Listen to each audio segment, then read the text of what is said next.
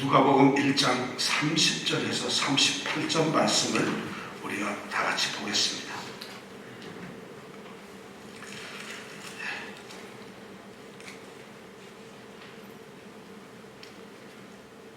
30절부터 38절 말씀까지 다 같이 한 목소리로 오늘 말씀을 읽도록 하겠습니다. 시작. 천사가 일러 가로되 마리아여 무서워 말라. 내가 하나님께 은혜를 얻었느니라. 보라, 내가 수태하여 아들을 낳으리니 그 이름을 예수라 하라. 저가 큰 자가 되고 지극히 높으신 이의 아들이라 일컬을 것이요 주 하나님께서 그 조상 다윗의 위를 저에게 주시리니 영원히 야곱의 집에 왕노릇 하실 것이며 그 나라가 무궁하리라. 마리아가 천사에게 말하되 나는 사내를 알지 못하니 어찌 이 일이 있으리까? 천사가 대답하여 가로되 성령이 내게 임하시고 지극히 높으신 이의 능력이 너를 덮으시리니 이러므로 나실 바 거룩한 자는 하나님의 아들이라 일컬으리라. 보라, 내 친족 엘리사벳도 늙어서 아들을 배웠느니라. 본래 수태하지 못하다 하던 이가 이미 6달이 되었나니 대저 하나님의 말씀은 능치 못함이 없느니라. 마리아가 가로되 주의 계집 종이 오니 말씀대로 내게 이루어지이다 하매 천사가 떠나가니라. 아멘.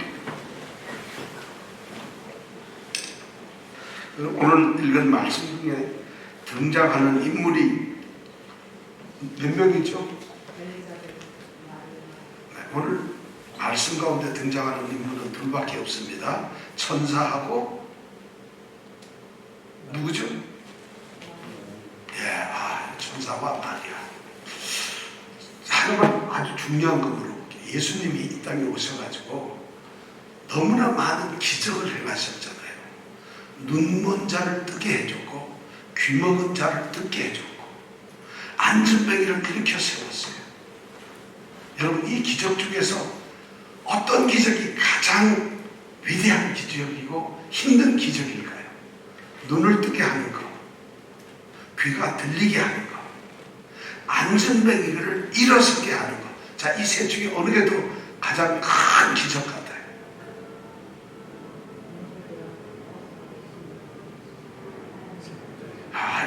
이거 잘 모르겠어요. 자, 그러면 조금 바꿔가지고 여기 문둥병자를 고치시는 거, 여기 열병을 알아서 그 열병을 고치시는 거, 여기 죽은 자를 살리시는 거, 어느 게 더 대단한 기적이겠어요?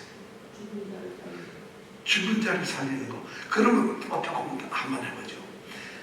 5,000명을 보리떡 5개 하고 물고기 2마리로 먹이시는 거, 물 갈릴리 바다 위를 주님이 걸어가시는 거, 이 둘 중에 어느 게 더 문제예요? 이 기적 얘기하는데 별로 감동이 하나도 없어요. 왜냐하면 그런 기적이 우리에게는 아무 관계가 없기 때문에요. 자, 그렇다면 다 제껴놓고 이제 뭐 예를 들지 말고 하나님이 행하신 기적 중에서 여러분 뭐가 최고의 기적이라고 생각하세요? 가장, 우리 성경을 알잖아요. 가장 최고의 기적이 뭘까요? 뭘까요? 십자가에 죽으신, 무덤에 있으신 주님을 부활시키는 거. 뭘까요? 뭘까요? 집사님, 바닥만 보지 말고 대답해서 어떤 기적이 최고로 느껴져요? 이거는 뭐 정답이 뭔지 모르니까 누구든지 편하게 얘기를 할 수 있어요. 그렇습니다. 이 세상에서 인류 역사에 단 한 번도 없었던 그 기적이 뭐냐면 하나님이 사람이 되어 오셨다는 거예요.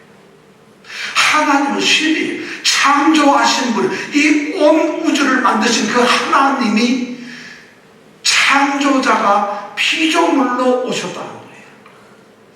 이것이 하나님이 이룬, 성경이 이루는, 아니 인류 역사가 몇 년인지는 모르겠는데 가장 위대한 기적은 바로 그 하나님이 사람이 되어 이 땅에 오셨다는 거예요. 더 기적은 그 하나님이 사람으로 오신 그분이 우리를, 여러분과 저를 만나 주셨다는 거예요. 그래서 우리가 그분을 주님으로 모시고 우리는 그분의 성도가 되었다는 것이에요. 기적 아니에요, 여러분? 하나님이 이렇게 하신 가장 위대한 기적의 주인공인 우리 주 예수님께서 그분을 나의 주로 섬기는 우리에게 일어난 최고 기적이 뭐예요? 복권 100억짜리 당첨되는 게 기적일까요? 사업이 잘 되는 거? 아니에요. 최고의 기적의 그 순간에 우리가 있다는 거예요. 바로 오늘 말씀은 그 예수님의 탄생 이야기를 우리가 함께 해보려고 하는 거예요. 그 기적의 현장으로 여러분들과 제가 지금 가보는 거예요. 왜 갑자기 이 설교를 하죠? 아직 성탄절은 다음 주 성탄절 예배인데 왜 오늘서부터 목사님은 이 성탄절 설교를 하고 XX야 이렇게 혹시 말씀하실지 모르는데 지금은 말이죠. 우리 교회의 절기로 얘기하면 대강절이라고 합니다. 대강절이 뭐죠? 대는 기다린다는 거예요. 예를 들어 대기한다 이런 의미에서 기다린다는 얘기고, 강은 내려온다는 거예요. 승강기 하면 오를승 내림강, 에스컬레이터 이런 것이 승강기잖아요. 오르고 내리고 하는 거. 그러니까 내려오는 걸 기다리는 절기라는 거예요. 누가 내려오죠? 주님이, 하나님이 인간의 모습으로 내려오는 그 강림을 기다리는 절기가 바로 대강절이에요. 이 대강절은 이름이 대림절이라고도 하고, 대는 기다리는 거, 임하신다는 거죠. 대림절 또는 강림절. 내려오셔서 우리에게 임하신다고 해서 강림절이라고도 이야기를 합니다. 영어는 이 로마어를 따라서 어드벤트라고 합니다. 오신다는 말입니다. 어드벤트라고. 자, 이게 대림절인데, 대강절은 그럼 아무 때나 하는가? 그렇지가 않아요. 예수님이 우리 태어나신 그 성탄절을 기준으로 해서 그 전에 넷째 주일까지를, 그러니까 4번의 주일을 대강절로 보냅니다. 우리는 지난주에 대강절이 이미 시작되었는데, 지난 주일에는 왜 우리가 대강절 설교를 안 했을까요? 여러분, 왜 안 한 것 같아요? 모르겠는데요. 왜 안 했을까요? 지난주에는 문둥병자의 이야기를 하기 때문에 그랬어요. 문둥병자 얘기가 1번, 2로 나눠주다 보니까 2에서 문둥병자 한 사람, 그 한 사람이 어느 나라 사람? 사마리아인 그 문둥병자 한 사람이 예수님이 와서 감사했다는 그 말씀 때문에, 사실은 문둥병자인 소망이 없는 그 사마리아인이 예수님을 만나서 그에게 있어서 최고의 구원은 문둥병이 낫는 거였는데, 그 구원 다음을 입고는 예수님께 온 것이거든요. 그렇다면 우리는 그것도 또 다른 대강절이 될 수가 있겠죠. 오늘은 바로 그 대강절의 이제 우리가 첫 번째 경우, 이번 주와 다음 주와 그 다음 주 3주에 걸쳐서 대강절의 말씀을 함께 나누려고 합니다. 대강절, 예수님이 오신 것, 우리는 예수님이 오셨다 그러니까 예수님이 이렇게 오셨는데, 다른 말로 하면 하나님이 사람이 되신 거예요. 최고의 기적이에요.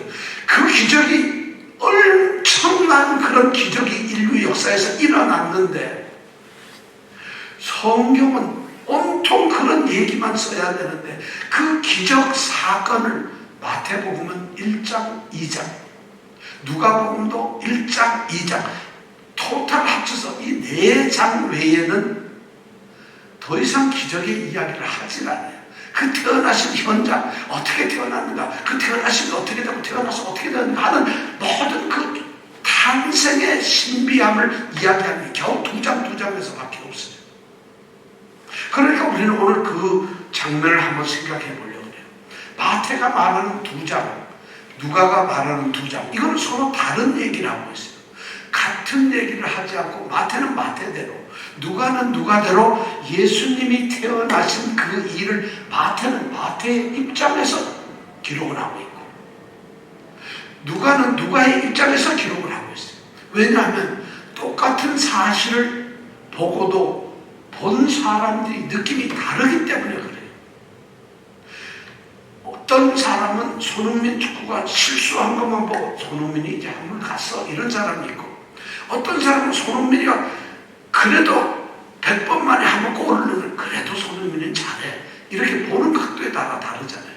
예수님이 오신 것도 마태가 보는 누가가 보는 게 달랐어요. 그 기록이 조금 다른데 이 두 개를 사실 합쳐놓으면 우리는 예수님의 이 기적의 현장을, 탄생의 현장을 조금 더 잘 알 수가 있다는 것이죠. 그래서 저는 오늘 또 다음 주 또 그 다음 주 3주에 걸쳐서 마태복음과 누가복음에 나와 있는 이 예수님 탄생의 기록을 이걸 합쳐보려고 그래요.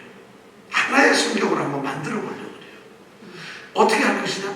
시간대별로 제가 한번 좀 이렇게 정리를 해봐서 하나로 묶어보려고 그래요. 그러면 우리는 이 예수님의 이 출생 사실에 대해서 조금 더 이해를 할 수가 있을지 모르겠어요. 근데 그것이 가능한지 안 되는지 모르지만 제가 말씀을 쭉 보면서 이 마태복음과 누가복음에 나와 있는 이 각각의 말씀이 이렇게 정리하면 이렇게 메이크 스토리에서 하나의 얘기가 되겠구나 이렇게 해서 정리를 했는데, 그렇게 정리를 하니까 우리는 예수님의 출생 이 기적에 대해서 세 부분으로 나누어 생각을 할 수 있다는 걸 알게 됐어요. 세 부분으로. 첫째 부분은 뭐냐면 예수님이 태어나시는 이 위대한 기적이 미리 예고가 되고 있다는 것이에요. 예고되는 기적이에요. 또 하나는 그 예고된 기적이 직접 일어난 기적의 현장을 우리가 볼 수 있어요. 또 하나는 기적이 일어나고 난 다음에 사람들 또는 이 세상을 어떻게 달라고 어떻게 대응을 하고 어떻게 반응을 했느냐, 이 세 가지가 나타나더라고요. 그래서 오늘은 첫 번째 시간 이 하나님의 아들 예수 그리스도가 태어날 기적이 일어날 것이라는 이것을 미리 알려주는 성경적 신학적 용어로는 수태고지라고 합니다. 수태고지. 수태라는 잉태한다는 얘기죠. 잉태를 고지한다, 알려준다는 얘기죠. 이 사실이 하나. 그 다음에는 직접 이제 잉태를 했으니까 출생하는, 예수님이 탄생하는 현장. 또 하나는 탄생하고 난 다음에 현장. 요 셋을 나눠서 할 텐데 이번 주에는 이 수태고지. 그럼 다음 주에는 뭘 할까요? 뭘 할까요? 예? 지금 제가 이따 생각했는데 갑자기 생각이 안 나요. 금방 들었는데도. 뭘 할까요? 현장에서 이렇게 우리가 말씀을 들었는데도 금방 생각 안 나면은, 그리고 집에 가서 다시 이거 설교 안 듣고 나면 영원히 모르는 거예요. 그런데도 나 오늘 설교 와서 들었어.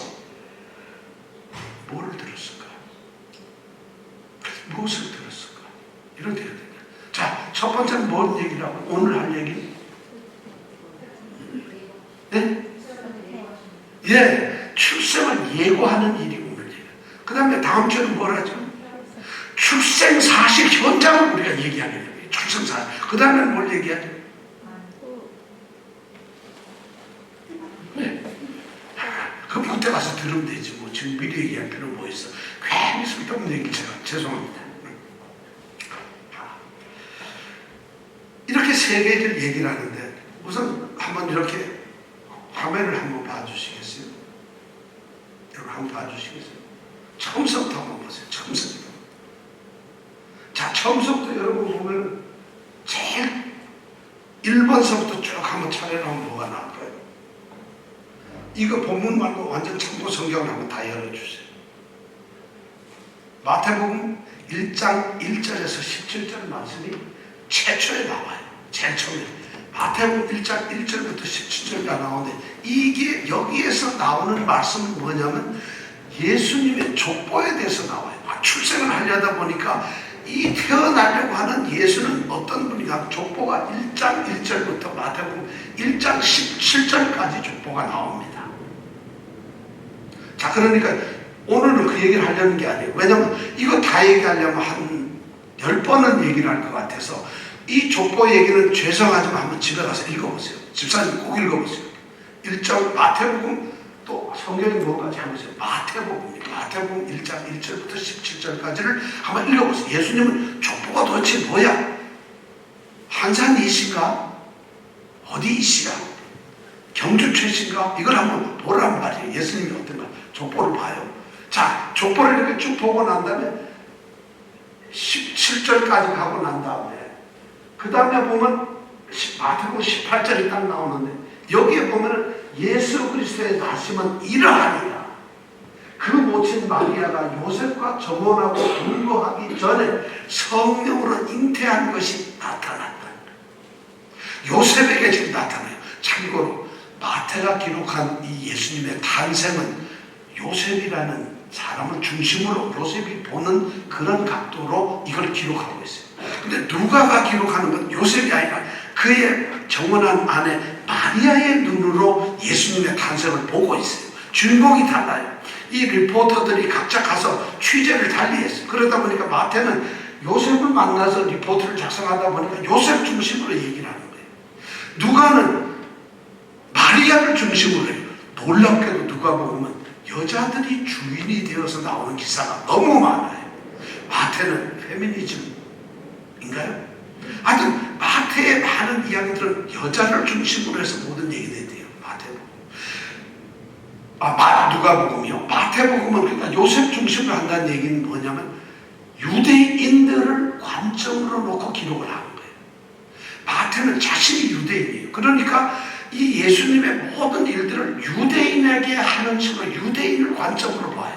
누가는 유대인이 아니에요. 헬라인이에요. 그러니까 누가는 이방인들, 헬라인들을 중점으로 해서 예수님을 설명하는 거예요. 그러니까 관점이 다르죠. 유대인들은 여자를 별로 그런가 봐요. 그러니까 요셉을 중심으로 하는 거고, 유대인주에 가면 여자의 여권 신장이 된 것 같으니까 여자 중심으로 쓰게 되는 거예요. 누가는 이렇게 되는데 1장 18절에 마태복음 1장 18절에 보니까 예수 그리스도의 나심은 이러하다는 거예요. 마리아에게 성령으로 잉태된 것이 나타났다는 걸 누가 알았느냐? 요셉이 알았어요. 근데 요셉은 알고서 그 다음에는 어떻게 되는지 몰라요. 그 다음 성경이 어디로 넘어가냐면 오늘 성경에 읽은 말씀 바로 그 다음에 내려보세요. 바로 누가복음 26장에서부터 38절까지가 나갑니다.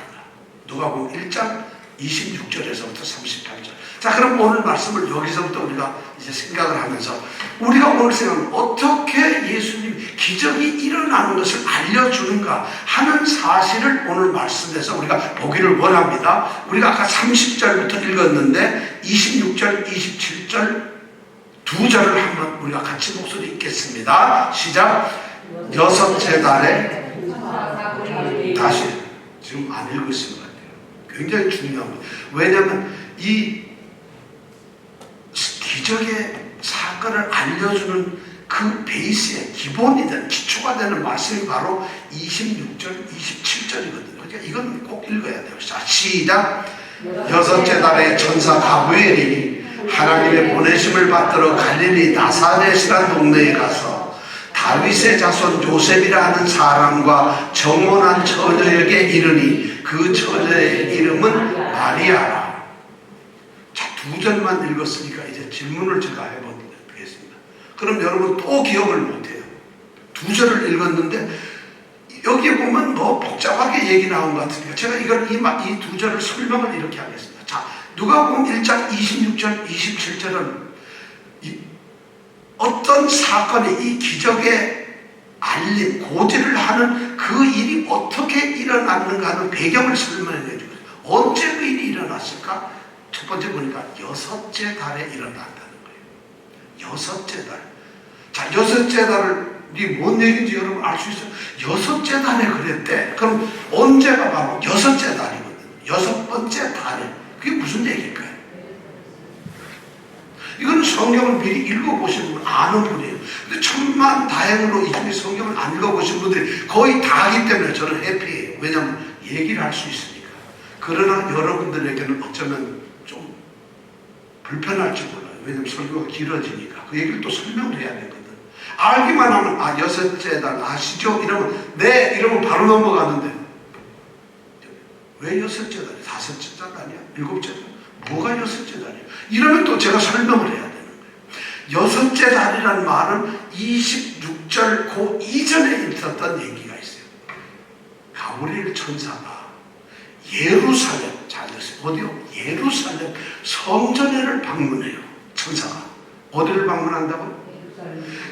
예루살렘 성전. 예루살렘은 최고의 도시, 하나님의 성 아닙니까? 예루살렘에 있는 하나님 성전을 방문해서 거기에서 누굴 만나요? 제사장 사가랴라고 하는 제사장을 만나요. 그래서 이 가브리엘 천사가 이 심각한 기적의 현장에서 졸고 계시는 분이 있으면 안 되죠.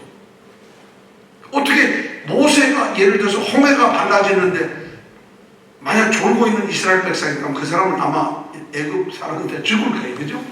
홍해 가라면 뛰어가야 되고 이런 기적의 현장에서 우리가 다른 생각하면 안 되죠. 제가 왜 얘기를 하냐면 우리는 이번 성탄절에 이 대강절에 정말 예수의 오심을 우리가 제대로 좀 알아보자는 거예요. 제대로 좀 한번 느껴보자 해서 저희가 설명을 하는 거예요. 그래서 사가랴라고 하는 제사장을 만나요. 근데 사가랴의 부인이 엘리사벳이라고 해요. 엘리자벳이에요. 근데 둘이 결혼했는데 애가 없습니다.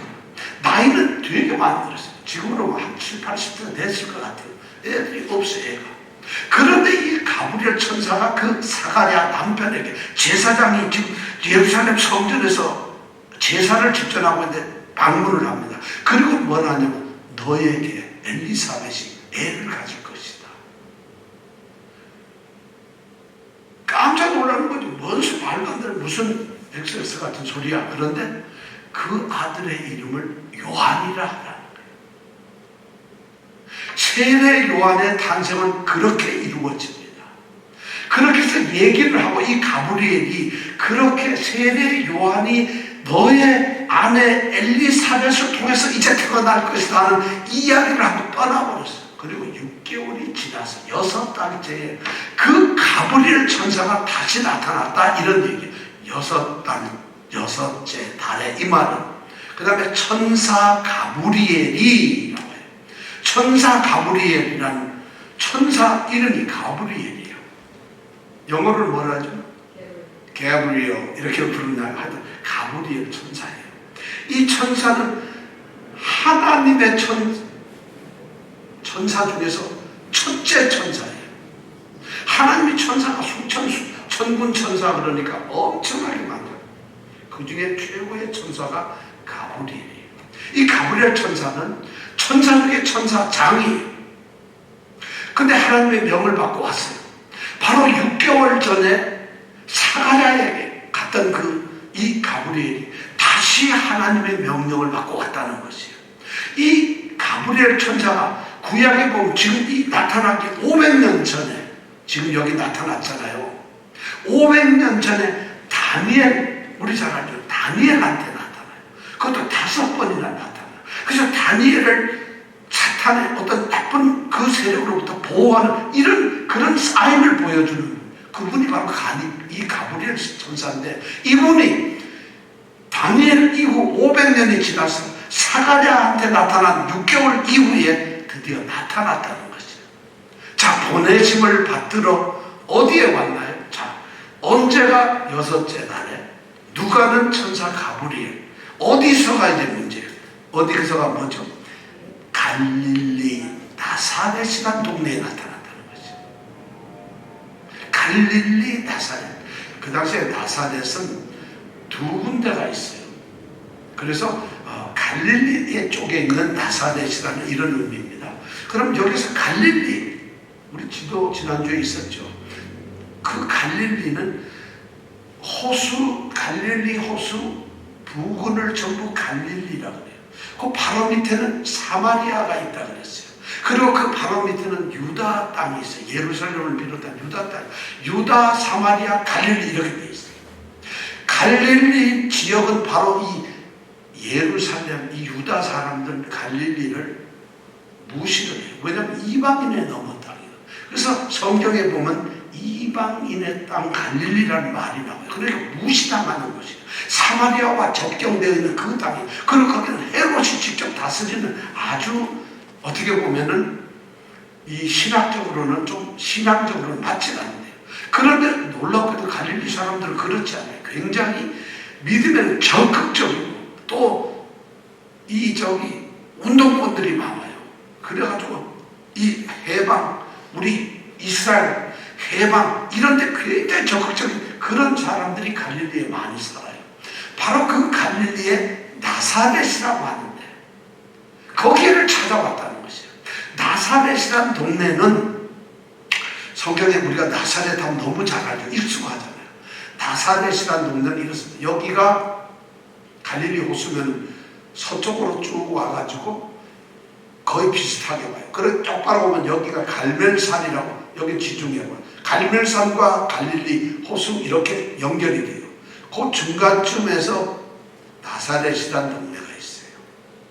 거기보다 조금 위에는 예수님이 첫 번째 포도주를 만든 가나라고 하는 땅이 바로 나사렛 위에 있어요. 그리고 나사렛 바로 밑에는 나인성이라고 있는데, 나인성에서 과부의 아이가 죽은 것을 고쳐준 그런 기적을 일으켰죠. 바로 그 나인성과 가나의 중간에 있는 아주 작은 도시.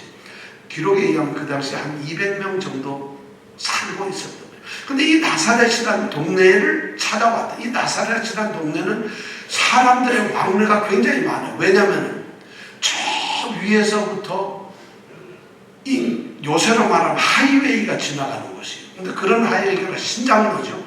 그러니까 저 중동에서 소위 바빌론이나 이쪽 또는 아람이나 또는 뭐 이런 데서 무역을 하는 사람들이 이쪽 내려와가지고 애굽을 갑니다. 그럼 무역을 하는 길이 바로 이 나사렛을 지나가요. 그러다 보니까 로마 군인들도 많이 지나가요. 일설에 의하면 로마 군인들의 야영지가 나사렛 옆에 있었다고 이렇게 전해져요.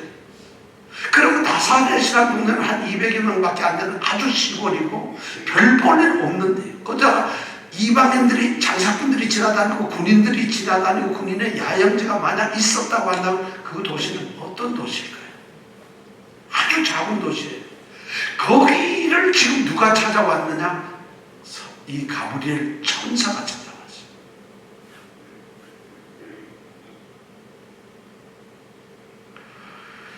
누구를 이제 찾아왔을까요? 그 다음 말씀해 보니까 27절에 나오죠.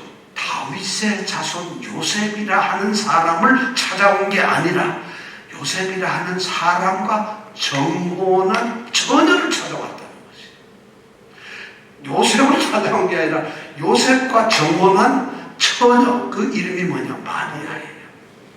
그럼 마리아가 정혼한 약혼을 했다는 거잖아요. 누구와? 요셉. 그럼 동네가 조그만하고, 그럼 요셉도 그 동네 사람이잖아요. 그럼 동네 한 작은 동네에서 처녀 총각이 지금 약혼을 했고, 요새로 말하면 약혼을 했어요. 엔게이지먼트를 했어요. 근데 그 당시 이 이스라엘의 이 정혼이라고 하는 건 결혼과 똑같은 거예요. 단지 살지만 않아요. 근데 결혼하겠습니다 하고 딱 정하면 1년 동안 기간을 기다리는 거예요. 그럼 1년 동안에 결혼 준비를 해요. 여자나 남자. 여자는 남편 이제 될 사람을 위해서 단장하고 뭐 이렇게 그런 걸 준비하고, 남자는 여자를 데려오기 위해서 결혼 지참금을 열심히 모아서 벌어요. 그래서 장인하고 협의를 합니다. 500데나리온만 받으세요. 200 더 얹어줘. 안 돼. 이래가지고 흥정을 합니다. 이것이 약혼이에요. 근데 이 약혼을 한 사람은 이미 결혼한 것과 똑같은 의무를 갖기 때문에 어떤 외부인과도 만나거나 이러지 못합니다. 여기에서 우리는 지금 26절, 27절의 말씀을 우리가 이렇게 딱 보면은 굉장한 것을 느껴요. 이 가브리엘 천사가 지금 기적의 현장, 인류의 최고의 기적의 현장을 찾아가서 알려주는데, 예루살렘에서 그 성전에서 제사장을 만났던 이 가브리엘 천사가 하나님의 소식을 가지고 가는 곳이 어디냐? 갈릴리 나사렛이라고 하는 아주 좋은 데 가요. 거기서 제사장을 만나는 것이 아니라 이름도 없는, 이제 결혼하려고 준비하고 있는 한 처녀 아가씨를 만나는 것이에요. 이것이 기적의 역사가 알려주고 있는 첫 번째 사건이에요. 하나님이 이 땅에 오신다는 그 기적의 사실이 이렇게 지금 세상에 알려주고 있는 것이, 누가 이걸 알았겠어요? 누가 이것을 느낄 여러분, 우리가 기억해야 될 것은 하나님, 예수께서 이 땅에 태어나셨다, 인간으로 오셨다, 이 땅에 성육신 하셨다, 이럴 때 우리는 반드시 이 누가복음 1장 26절 27절을 기억을 해야 돼요. 예수님이 태어나셔가지고 오시려고 그 위대한 기적의 현장을 얘기하실 때, 그 사건을 이야기하실 때 찾아갔던 곳이 바로 나사렛의 한 여인이에요. 유명하지 않아요. 제사장도 아니고 예루살렘 성전도 아니라는 그러한 시골에 비교도 안 되고 전혀 알 수도 없는 대단한 인물도 아닌 그런 곳을 찾아서 그 마리아에게 이제 이 기적의 현장에 대해서 이야기를 한다는 것이. 자, 26절, 27절 그렇게 말하고 있어요. 그럼 28절에 이제 드디어 가브리엘이 왔지요. 자, 언제예요? 어디? 누가? 어디? 누구를? 네. 자, 그렇다면 이제 무슨 일이 일어날까? 이게 궁금하잖아요. 자, 이 누가는 역사학자이자 의사예요. 그러니까 논리적으로 뭐든지 써요. 그런데 우리는 이 성경 말씀 읽을 때 예수의 탄생 기사에서 이렇게 논리적으로 우리가 들어본 적이 없어요. 굉장히 역사를 쓰는데 그냥 시골에 아무나 누가 얘기하듯이 우리 그냥 그래서 그런가 이런 식의 얘기하는 굉장히 논리적으로 해요. 자, 그렇게 해가지고 이제 다 무엇을 얘기하느냐가 이제 드디어 나온 거예요. 무슨 얘기를 할까? 29절에 그 첫 말이 나옵니다. 다 같이 한번 읽어볼까요? 시작. 처녀가 그 말을 듣고 놀라. 야, 이런 인사가 어찌함인고 생각을 했다는 거예요. 도대체 무슨 인사를 했길래 28절에 보니까 가브리엘이 마리아를 만납니다. 마리아는 어쩌면 결혼 준비하느라고 다 쓸어가져가는 집에 혼자 앉아있는 그냥 아가씨, 경기도 수원보다도 더 촌이에요. 말도 안 되잖아. 200명도 안 되는 아주 작은 촌에 박혀있는 아가씨인데 가브리엘, 하나님의 최고의 이 천사장이 방문을 해가지고 처음 28절에 보면 인사가 뭐냐면 그에게 들어가 가로되 은혜를 받은 자여 평안할지어다. 주께서 너와 함께 계시도다. 여러분들이 이렇게 있는데 하늘에서 오신 이 손님이, 그 귀하신 분이 여러분 살고 있는 우드사이드 아파트에 있는데 똑똑똑 두드리던 잠깐 은혜를 받은 자요 이러고 들어온다고 해보세요. 어떻게 되겠어요? 은혜를 받은 자요, 은혜를 받은, 하나님께서 너에게 은혜를 부어주셨다. 그 은혜의 주인공이 바로 너라는 거야. 너 은혜를 받은 자다. 그러니까 여기 뭐라고 돼요? 평안할지어다. 이거는 카리스가 나는데 기뻐하라는 거예요. 기뻐하라. 주께서 너와 함께 하신다.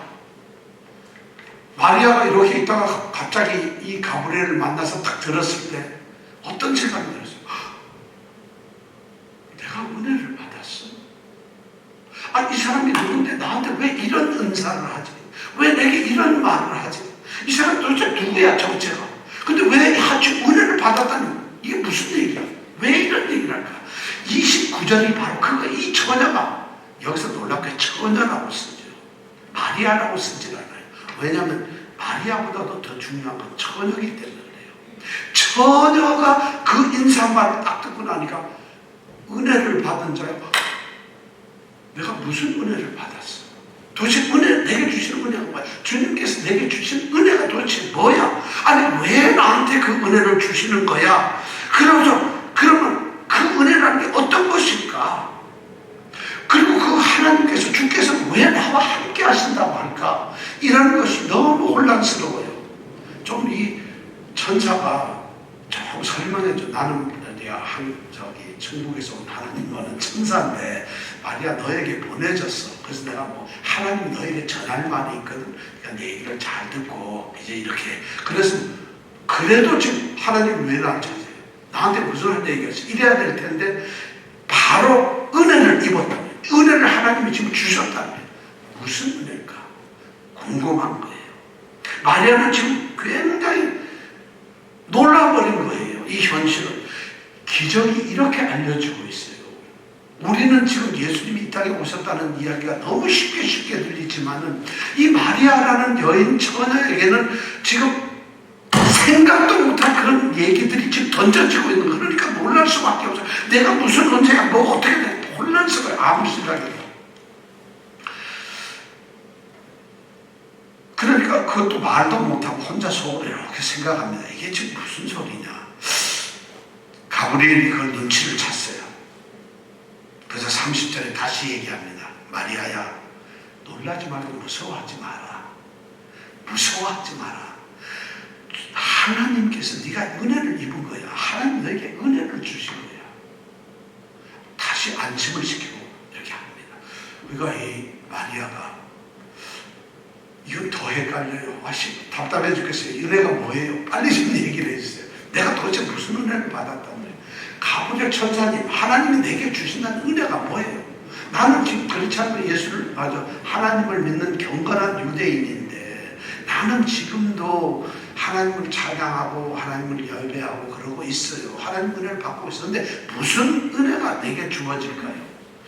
드디어 가브리엘 천사가 마리아에게 전하는 은혜의 내용이 나옵니다.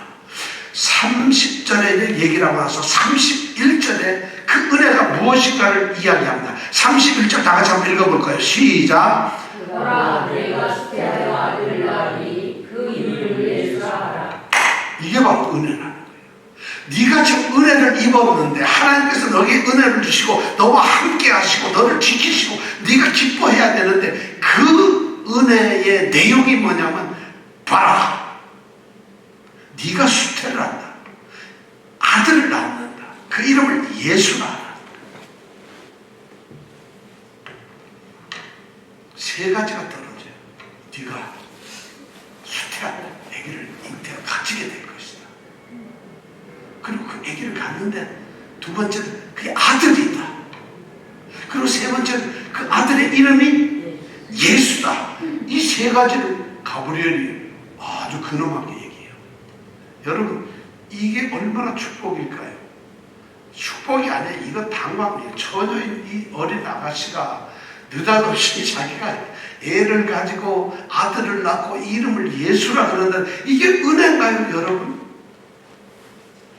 여러분도 항상 여러분들이 딱 우리 이병택 집사님이 있는데 어떤 분이 딱 찾아와서 저기 이병택 씨 당신 백악관에 와서 전기공사를 전담하는 사람으로 채용을 특별 보좌관으로 채용됐습니다. 이러면은 이게 은혜가 되겠지. 그래도 안 믿을 거야. 웃기는 소리 하지만 내가 갑자기 백악관 아는 사람도 없는데 이럴 거란 말이에요.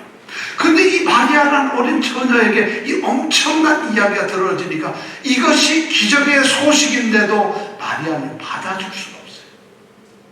그 아들이 누군지 예수가 왜 해야 되는지 이걸 모르겠어요. 여기에서 중요한 얘기예요. 하나님께서 지금 마리아에게 하시는 건 정말 이 땅의 모든 오랫동안 사람들이 기다리던 구세주, 바로 그 구세주가 실제로 하나님이 자신의 모습인 하나의 인간 아기로 하나님이 창조해서 보내겠다는 거예요. 그 얘기를 지금 하고 있는 거예요. 인류의 구원자가 인간이 되어서 성육신을 하시겠다는 이 얘기가 지금 선언되고 있어요. 왜냐하면 그 이름이 예수거든요. 예수. 여러분, 남자들만 한번 대답했어요. 예수가 무슨 뜻이죠? 예수. 이거 무슨 뜻이죠? 이 강단에서 제가 11번 얘기를 했어요. 예수가 무슨 뜻일까요? 남자분들 한번 얘기해보세요. 예수가 무슨 뜻이죠?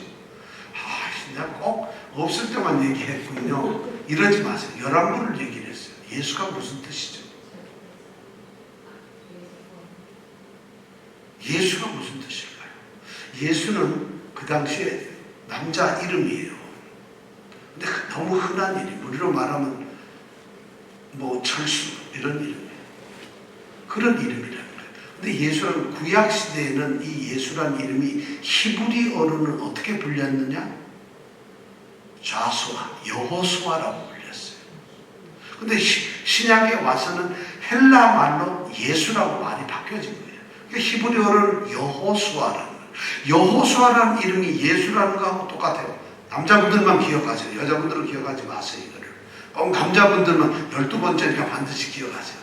여호수아, 예수라는 이런 이름이 같은 이름이에요. 구약 때는 여호수아라고 그랬고 신약에서는 예수라고 그래요. 근데 이 이름의 뜻이 뭐냐면 마태복음 1장 21절에 나옵니다.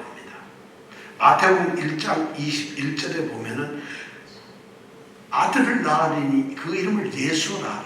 이는 하고 그 뜻을 설명합니다. 그가 바로 그 아들이 자기의 백성을 저희들의 죄 가운데서 구원할 자다 이런 말이에요. 그러니까 예수라는 말은 구원자, 하나님이 구원을 하신다 이런 말이에요. 이 여호수아, 구약의 수많은 이름이나 지명이나 뭐 이런 데 나올 때 아자나 야자가 나오는 거는 여호와라는 말이에요. 여호수아, 그러면 하나님이 구원을 하신다 이런 말씀이죠. 바로 예수라는 이름을 주는 건 이런 이름을 주는 건 넌 구원자라는 얘기예요. 구원자라고 하는 얘기예요. 구원자. 예수가 지금 구원자로서 하나님께서 구원자로 이 땅에 오신다는 것, 그 아들이 바로 네가 잉태하게 되고 낳게 될 것이라는 이런 구원의 정말 복된 소식, 축복의 얘기가 들려주고 있어요. 사실은 참 이것이 축복인지 어떤지 모르겠어요. 근데 그 예수라는 사람이 어떤 건가? 32절, 33절에 보면 그것을 설명을 하고 있어요. 자, 32절 제가 읽을게요. 저가 큰 자가 되고 지극히 높으신 이는 하나님을 말해요. 지극히 높으신 이의 아들이라 일컬을 것이요. 큰 자가 되고 지극히 높으신 이의 아들, 하나님의 아들이라고 일컬을 것이며, 그리고 그 하나님께서, 주 하나님께서 그 사람의 조상 다윗의 위를 저에게 준다. 왕위를 주겠다. 다윗의 왕국의 왕이 되게 하겠다.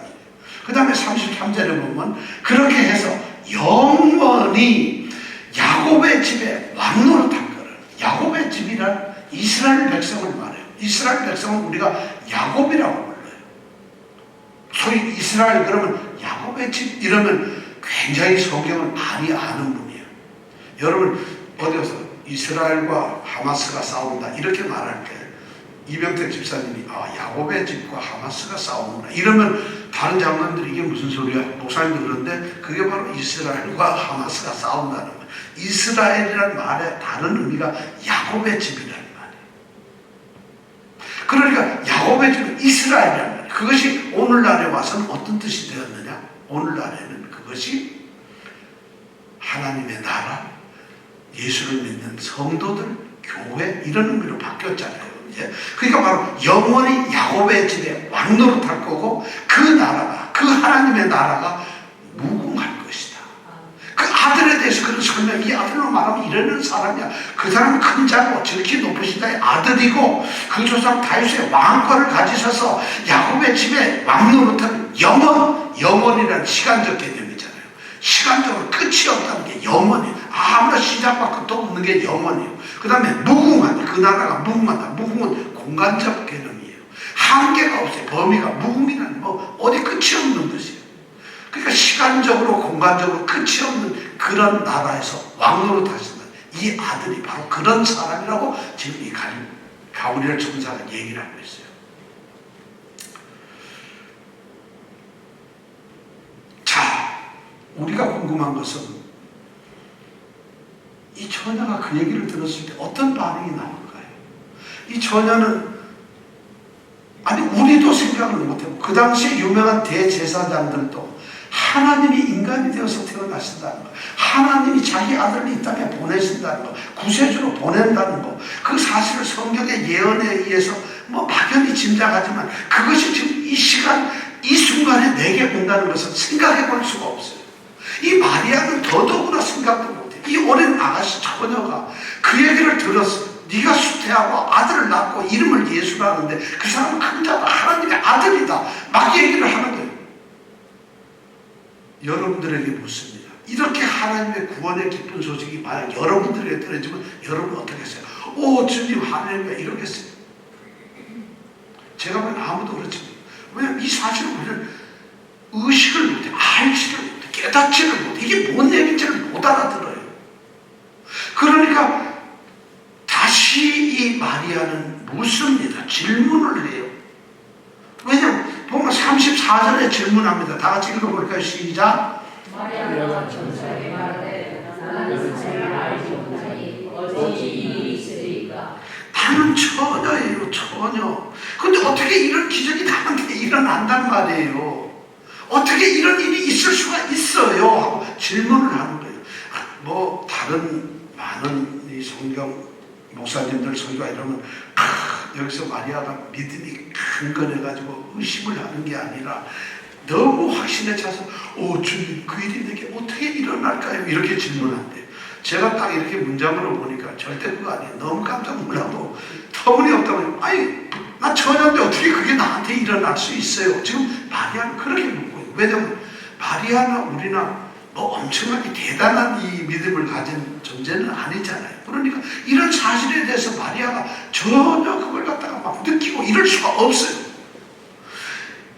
이 하나님의 위대한 이 일들이 지금 일어난다니까 어떻게 그게 일어나요? 알겠어요. 아들을 낳고 뭐 한다는데 그 일이 어떻게 일어난다는 것입니까? 하고 어떻게를 묻고 있어요. 무엇이 어떻게 이루어질 것이냐. 그때 하나님께서 대답합니다. 35절에 보니까 이 가브리엘이 대답합니다. 천사가 대답하여 가로되 성령이 내게 임하시고 지극히 높으신 이 하나님의 능력이 너를 덮으시려니 이름으로 다실 바 거룩한 자는 하나님의 아들이라 일컬을 것이다. 그 마리아에게 이 천사도 어쩌면 모르겠어. 하나님 해변은 왜 이러는 애한테 이런 얘기를 해요. 이거 좀 어디 왕궁에서 대단한 신분의 이 공주나 뭐 이런 사람 보고 딱 얘기를 해야지. 말하면 나도 좀 폼이 나고 본데도 나오는데 이 어린애한테 이런 얘기를 한다는 게 그러나 보세요. 여기서 보면은 성령의 잉태하심, 다시 말해서 성령으로 잉태하사 동정녀 마리아에게 나신다는 우리의 신앙법에 이 위대한 하나님의 일이 바로 여기서 알려지고 있다는 거예요. 하나님께서는 하나님의 은혜의 위대한 기적인 바로 성육신, 성령의 위대하신 역사를 통해서 동정녀가 이제 아이를 갖고 성령을 통해서 이런 하나님의 놀라운 비밀이 이제 일어날 것이라는 것을 이 처녀에게 말하고 있다는 것이에요. 우리는 여기에서 매우 중요한 비밀을 하나 알 수 있어요.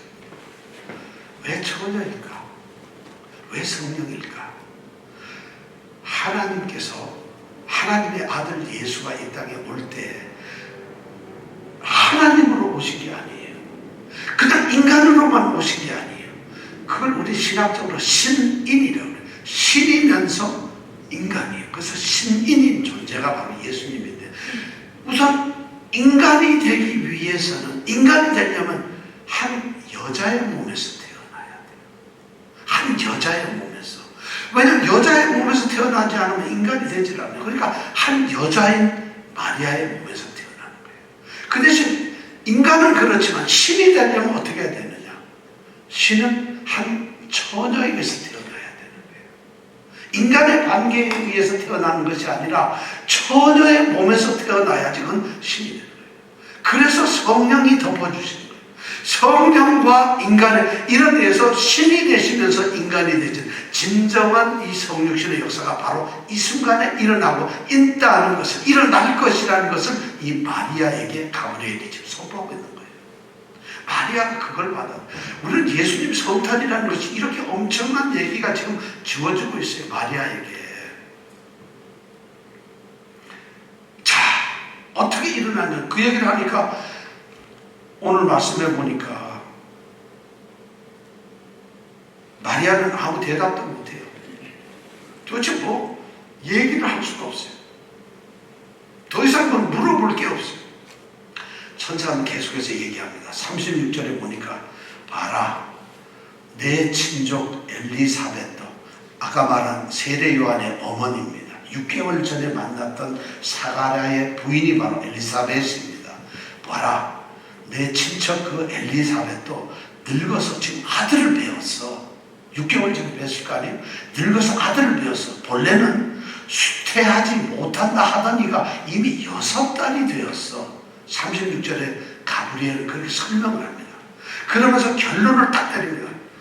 대저 하나님의 모든 말씀은 능치 못하심이 없느니라.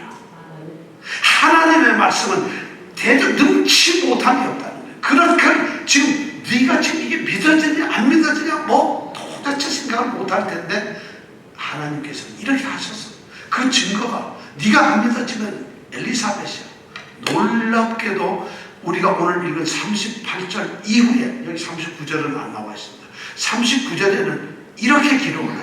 이때에 마리아가 일어나서 빨리 산중에 가서 유대 한 동네에 이르러 사가랴의 집에 들어가서 엘리사벳을 만났다, 이렇게 되어 있어요. 바로 29절에. 그 얘기는 뭐예요?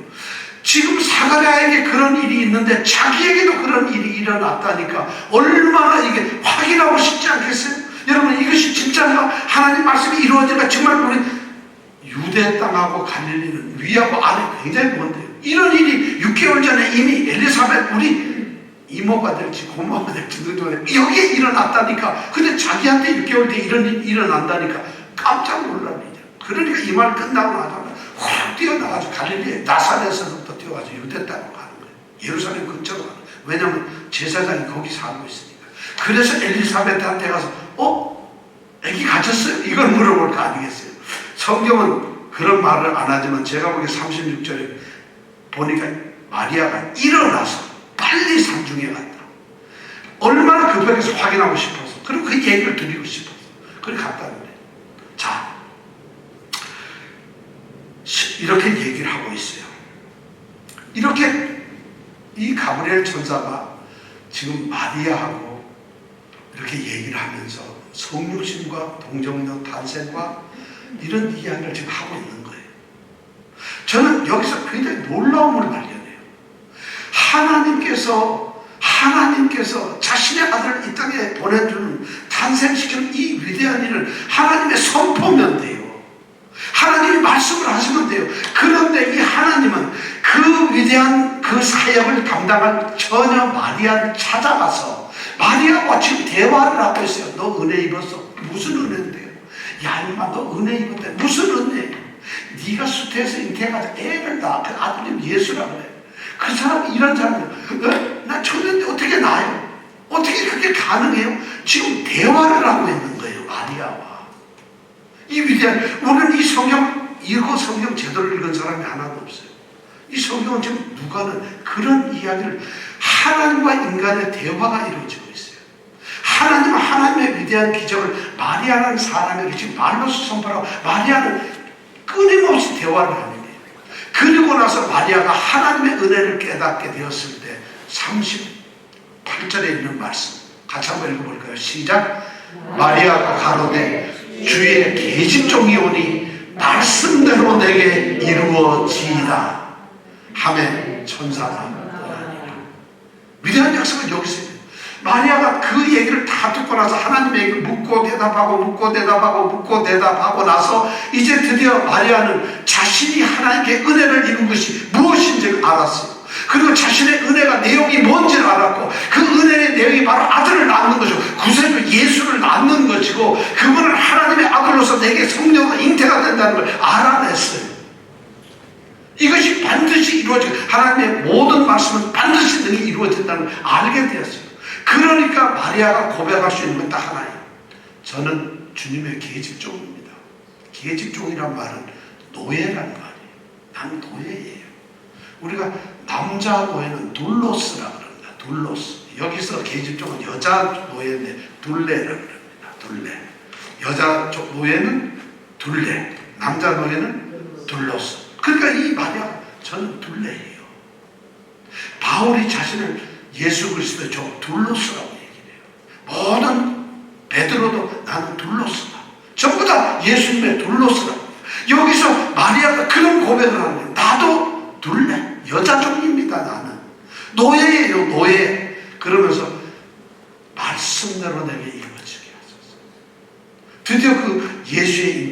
우리는 받아들이는 거예요. 하나님의 기적에 이제 그것을 받아들이게 되는 것이에요. 말이야 지금 그걸 고백하는 거예요. 놀랍게도 아브라함의 아내 사라는 90세 때 아들 이삭을 갖는다니까 웃어버렸어요. 알지 않거든요. 제사장 사가랴도 누가복음 1장 읽어보면 의심을 해요. 그러니까 벙어리를 만들어버려요. 한 선자가 말을 못하게 만들어요. 의심을 하고. 그런데 이 마리아는 그것을 믿고 순종을 하는 거예요. 그것을 믿고 순종을 하는 거죠. 바로 이 위대한 기적의 예고가, 이 수태고지가 바로 이렇게 이루어지고 있어요. 하나님의 기적이 여러분들에게 다가오면 어떻게 하시겠어요? 대강절은 아까 주님의 오심을 기다리는 절기라고 했어요. 주님이 오시기를 기다리는 건 분명히 2000년 전에 있었어요. 대강절. 그때는 기다려야 돼요. 우리가 주님께 어떻게 할 수가 없어요. 주님 하나님께서 그 아들을 보내주시면 돼요. 기다리기만 하면 돼요.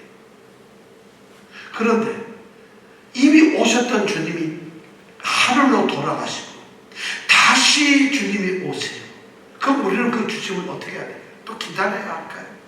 아닙니다. 이제 준비를 해야 돼요. 준비를 해야 돼요. 처음에 오시는 예수님, 성탄의 예수님은 우리가 어떻게 할 게 없으니까 그냥 기다리기만 하면 돼요. 근데 그 주님이 오셔가지고 다시 오신다고 약속을 하면서 말씀을 전해주시고 어떤 것을 우리에게 말씀하시고 복음을 얘기했기 때문에 이제는 그 주님을 다시 맞이하려면 가만히 있어서는 안 돼요. 기다리기만 해서 되는 게 아니라 우리는 준비를 해야 돼요.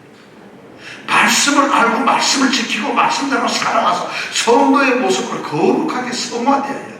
그래야지 우리가 준비를 했을 때 마치 열처녀의 비유처럼 기름이 떨어지지 않도록 우리의 삶이 다시 오시는 예수님을 우리가 맞이할 수 있도록 우리는 준비를 하는 시간이 바로 대강절이라는 거예요. 그런데 우리는 아직도 기다리는 사람들이 되어서는 안 돼요. 이미 주님은 우리 속에 와 계세요.